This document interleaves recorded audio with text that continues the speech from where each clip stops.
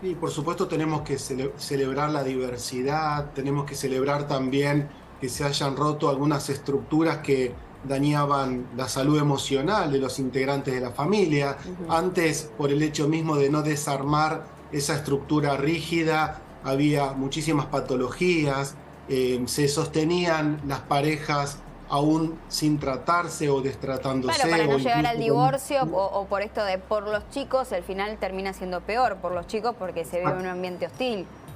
Exactamente, en ese contexto donde había destrato o violencia o engaños, también de alguna manera nunca hay que olvidar que los hijos están observando a los padres, realmente lo que se muestra es el ejemplo, desde ahí van y nutriéndose estas niñeces y creciendo y van a tener vidas emocionales más sanas o no tanto en función de lo que ofrezcan estos padres. Así que hoy tenemos que celebrar que haya diversidad. No están esos extremos en algunos casos, pero también hay otros extremos, que es cuando aparece la crisis, Ujú. enseguida se desarma la estructura familiar, se desarma la pareja, y hoy tenemos que empezar a pensar que hay una forma realmente en el medio, intermedia, que tiene que ver con sostener cierta estructura que nos hace bien, pero también comprender que cuando hay una crisis hay que saberla transitar, porque esa crisis es la que va a hacer que esa pareja y esa familia funcione cada vez de manera más sana. Pablo, ¿cuáles son los conflictos más comunes que por ahí llegan a tu consultorio? En relación a las estructuras de pareja y Ujú. familiares, tiene que ver realmente con la falta de deseo, con que cada integrante a veces está metido en su burbuja y le cuesta registrar al otro. Hoy tenemos que enseñar, lamentablemente, algo que es fundamental, que significa humanizar los vínculos. ¿Qué quiere decir humanizar los vínculos? Barbie, si vos tenés una pareja o tenés una familia, lo que hay que, digamos, que priorizar es la escucha, la atención, ¿sí? La observancia plena. Si Ujú. cada uno de los integrantes está autorrealizándose, metido en su propia historia, esa familia es realmente una familia que funciona de manera disfuncional, ¿sí? Cada uno en su deseo, en sus actividades. Entonces, hoy lo que tenemos que enseñar, digamos, en el consultorio, enseñar es, lamentablemente, es que hay que humanizarse, ¿no? Porque están muy deshumanizados los vínculos y ahí aparecen las grandes crisis. Ujú. Pablo, tomando este concepto que vos decís de deshumanizar, que hay hoy, que hay que humanizar más los vínculos, ¿tiene que ver más que nada con un reflejo de cómo vivimos? Porque hoy vivencié el mensaje en general que uno ve en la sociedad, en lo que son los mercados de trabajo, es esto de la eficacia, de la eficiencia, de tener que hacer todo el tiempo. Como que, por ejemplo, no se puede estar incluso con tiempo libre, como si el ocio fuera parte de algo malo. Y me imagino que sin ese espacio también es difícil que las relaciones se construyan de una manera un poco más fluida.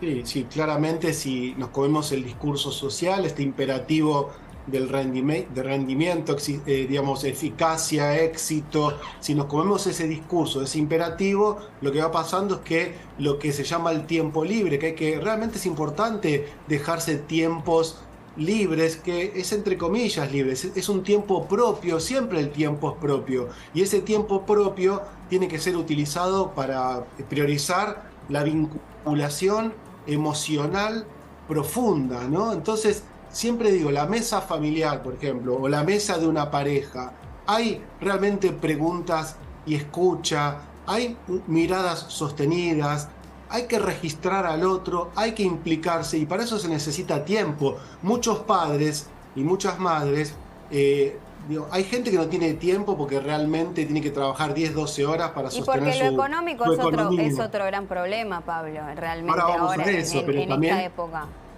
claro, Bari, pero también digo, si no queda Ujú. otra porque realmente estás en un momento muy alienante económico, bueno, tenemos que ver después cómo se buscan pequeñas pausas para que sea ese poquito tiempo que tenés sea productivo, pero productivo no digamos, de generar recursos económicos, sino de productivo de que sea realmente de implicancia emocional profunda. Y si no te pasa eso, que no tenés una alienación económica, ¿por qué hay gente que no se dedica a hacer una pausa, a detenerse? Porque hay mucha ambición y creo que ese es el problema central, ¿no? La conquista de un universo que te impone cosas materiales y un montón de cuestiones que nada tienen que ver con el mundo emocional. En su momento, Pablo, se habló mucho, obviamente, sobre el impacto que tuvo la pandemia. De hecho, creo que una cosa viene de la mano de la otra, incluso con lo que es la incertidumbre, en muchos casos, desde lo económico, pero también en aquel entonces se había dado esto de que muchas parejas tal vez terminaban, no sé si de descubrir, o si es el término más correcto, situaciones que tenían que ver con que en la rutina, en la diaria, no se daban esos espacios y terminaban o separándose, o tal vez en algunos casos al contrario, encontrándose o reencontrándose en ese vínculo con la pareja. A veces huimos, entre comillas, a esa situación que vos bien marcás. Es necesaria de escucha, de mirada, de tratar de sentir uno y también ver qué siente el otro. Sí, creo que la pandemia lo que hizo es, de manera exacerbada, detener las agendas, romper las rutinas cotidianas, desacelerar, que estés más tiempo en casa, y en ese sentido hubo muchísima violencia familiar, desconexión, consumo de sustancias tóxicas, mucha crisis, y también hubo gente que realmente le funcionó muy bien y descubrió que venía viviendo mal. Así que tenemos como esos dos extremos, gente que en la pandemia terminó de complicarse y gente que descubrió que hay que frenar un poco. Creo que en ese sentido tenemos que hacer todos los días ese ejercicio de autoobservancia, pausas, tener un poco más de lentitud. En otro consultorio yo les decía que el síntoma que aparece más en el consultorio y se puede ver en la vida cotidiana es la ansiedad. Y la ansiedad es esto, es sostener ese discurso de que hay que estar siempre hiperactivos, hiperconectados, rindiendo. Bueno, Y ¿te eso acordás, realmente Pablo? eso es lo que nos está destruyendo. Y está destruyendo la salud mental y la salud emocional. Hay que parar un poco, porque si no te va a detener un síntoma psicológico, un síntoma físico, una enfermedad. ¿Te acordás esa frase de la pandemia vamos a salir mejor? Que al final, yo creo que estamos todos Se complicó. a 220, al final era retomar la vida cotidiana. Hay gente que sí lo pudo llevar para el agua para su molino, ¿no? Para tratar de cambiar esa rutina, pero yo creo que el resto, y hablando y escuchando y viendo, observando vida de amigos, de compañeros de trabajo, yo creo que es una rutina bastante complicada. Y dentro del entorno familiar te quería preguntar, Pablo, por la crianza de los chicos también, ¿no? Esto de estar constantemente en esa vorágine. Yo creo que los chicos también están metidos en ese, más que nada de quienes viven en ciudad, en esa rapidez de vivir y no deteniéndose en las cosas pequeñas o no deteniéndose en ciertos momentos. Sí, vos sabés que uno de los síntomas que aparecen más, muchas veces derivados por los colegios, por las psicopedagogas o las familias mismas, suelen decir que sus hijos tienen déficit atencional, es decir, dificultad para prestar atención. Y yo siempre les invierto la problemática y le digo, pero ¿quién no está prestando atención?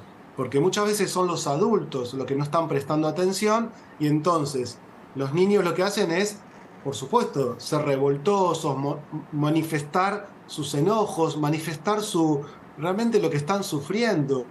Todas las niñeces necesitan, ¿sí?, presencias adultas afectivas, contenedoras, con amor, con límites, con presencia. Y me parece que en ese sentido lo que está pasando es que hay muchos síntomas en la niñez, porque el síntoma, tanto en niños como en adultos, el síntoma es la forma que tiene nuestro campo mental y emocional de mostrar que no estamos bien. Yo siempre digo, Barbie, no nos pongamos mal cuando aparece un síntoma psicológico, un síntoma emocional. No lo tapemos enseguida. Dialoguemos con ese síntoma, porque eso es lo que nos está indicando que algo nos está pasando a nivel personal y a nivel vincular. Por eso en las familias siempre digo, bueno, por lo menos en el almuerzo, en la cena, buscar tiempos de prestar atención, de mirar, de registrar, y ahí vamos a ir detectando qué nos pasa y qué le pasa a la otra persona. Y se pueden desarmar esos síntomas que después, si crecen en intensidad porque no son registrados, se generan cuadros psicopatológicos, enfermedades mentales, enfermedades emocionales. Siempre hay un pequeño síntoma que es el que nos invita a frenar un poco. Dentro de esto que marcabas, Pablo, de como los momentos o los tiempos, y con lo que mencionaba Barbie de la crianza, me imagino que en sí es un doble trabajo, porque a su vez, en esta vorágine en la que vivimos, sería que dentro de esos momentos está el momento como padres y el momento como parejas. Sí, hay que defender cada rol y cada espacio, ¿no? El primer punto es digamos, el conectarse con uno mismo, registrarse, ¿no? Saber cómo estoy, cómo me estoy sintiendo, un tiempo para, digamos, la introyección. Cuesta mucho, le cuesta mucho hoy al ser humano parar un poco y observarse realmente y profundamente. Después, defender si tenés una pareja, obviamente si es una estructura clásica familiar, por supuesto que esa mamá y ese papá son hombre y mujer, o sean dos mujeres o dos hombres, es una pareja que tiene que también tener sus tiempos de intimidad de diálogo, de intimidad sexual, de escucharse, ¿eh? Y después los roles familiares. Hay un montón de roles y hay que buscar un equilibrio, porque donde vos pones energía solo en un rol, vas a desatender los otros. Y tener una familia y tener una pareja implica responsabilidad emocional. Responsabilidad emocional significa estar atentos a lo que necesita el otro, no solamente lo que yo necesito. Creo que también el argentino está muy movilizado por la culpa, ¿no?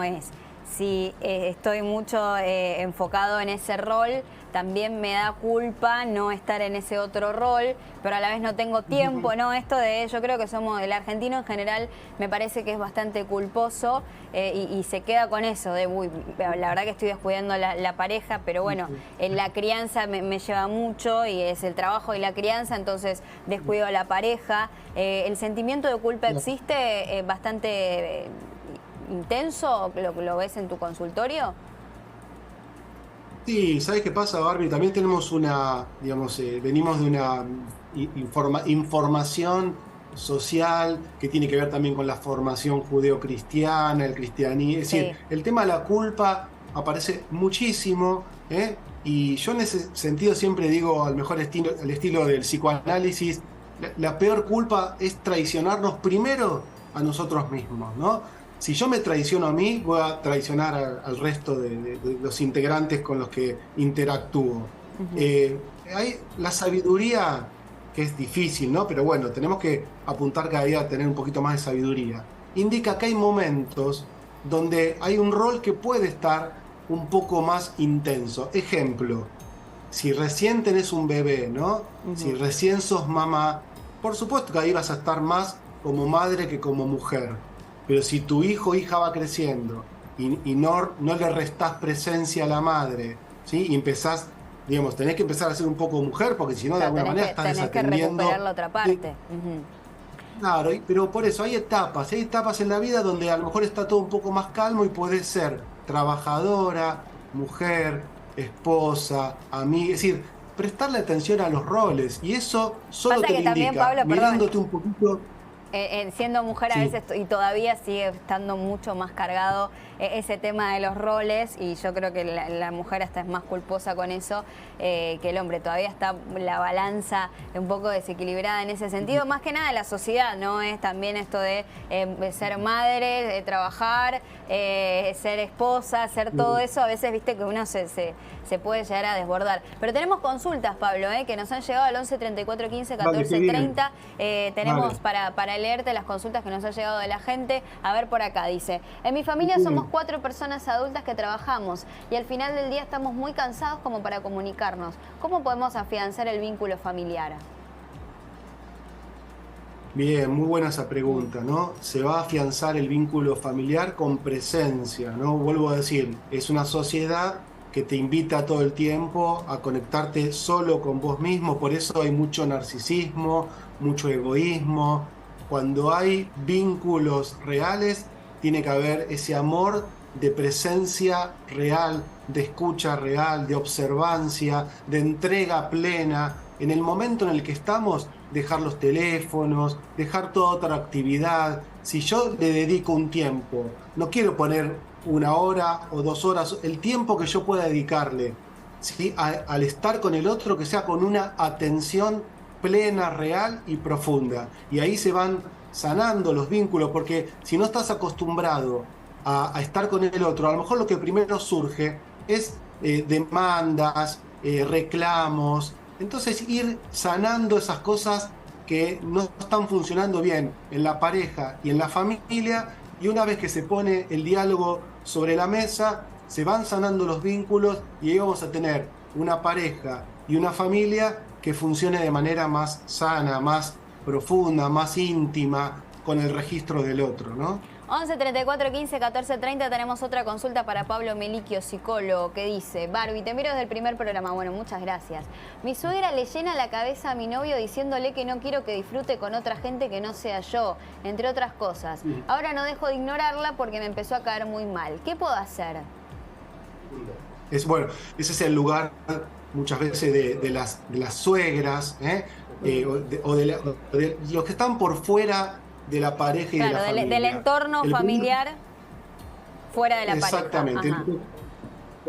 Exacto. Cuando una pareja funciona bien, aceitada, que tienen diálogo, lo que pase afuera hay que entrarlo a la pareja y discutirlo y dialogarlo, ¿no? Si alguno de los dos se deja influenciar por su madre, por su padre, por un amigo, una amiga, y no lo pone en la pareja, es porque esa pareja no está funcionando bien. Entonces, los de afuera, como dice el dicho, son de palo, los de afuera... Sí, pero a veces, más allá de que uno piense eso, a veces es lo que decís, si la otra persona se deja influenciar, o sea, le está haciendo creer, por ejemplo, en este caso que interpreto yo como el mensaje que mandaron, que le hace creer que esta persona le impide estar con otra gente, cuando en realidad no es así. Que le corta vínculos. Exactamente. ¿Qué hay que hacer? Que hay que aclarar con esa pareja que no es así, hay que enfrentar a esa persona que está diciendo eso.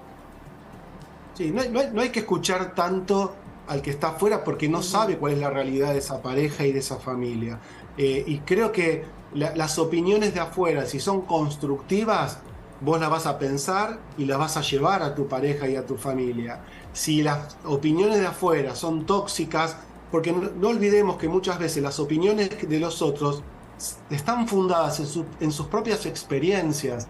Y hay veces que hay familias que funcionan mal y le proyectan al otro, esto de generación en generación. Claro. Las toxinas el se van como pasando.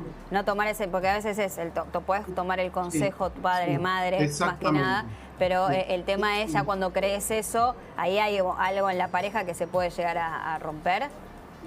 Sí, y en la persona que se deja influenciar.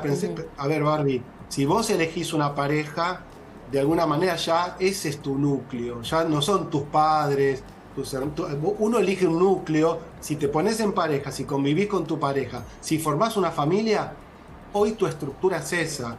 Hay que, digamos, esto después de otro programa podemos pensar en otro consultorio, el tema del Edipo, ¿no? Que Freud decía, bueno, si vos no cortás con tu madre, con tu padre, con tu historia infantil, de alguna manera estás metiendo todo lo infantil no resuelto en el campo de tu pareja o en el campo de tu familia. 11 34 15 14 30 tenemos otro mensajito, el último para Pablo Melicchio. ¿Cómo ponerle límites a la familia? Me da miedo ponerle límites. A la familia, no sé si está hablando de familia externa o su propia familia, claro, ¿no es cierto? O de padres. Imagino que dentro del entorno familiar